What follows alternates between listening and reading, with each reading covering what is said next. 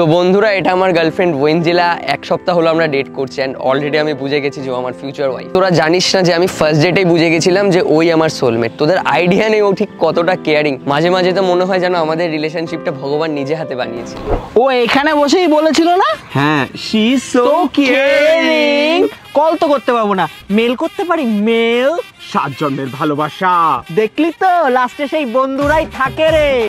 তোরা প্লিজ আমার সাথে এরকম করিস না। তোরা তো আমার বন্ধু, বল ওকে ছাড়া আমি এখন কি করে বাঁচবো আমাকে সেটা বল না। আমি তো এর থেকে বেটার ডিজার্ভ করি, তাই না?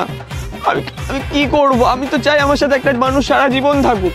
এনে স্প্রাইটটা ধর, আর দেবার্গকে দেখে শেখ। ওর 5টা ব্রেকআপ হয়েছে, ওর কোনো তাপ আছে, কোনো লজ্জা আছে, কোনো শরম আছে? গন্ডারের চামড়া হয়ে গেছে। তোরা ঠিক বলেছিস, আমি বেটার ডিজার্ভ করি। আর বেটার না, আমার কাছে বেস্ট আছে, আমার কাছে তোরা আছিস।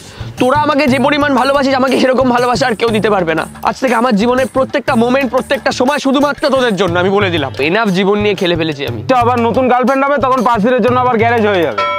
5 দিন কেন? 5 দিন পর তো আবার ব্রেকআপ হয়ে যাবে। আবে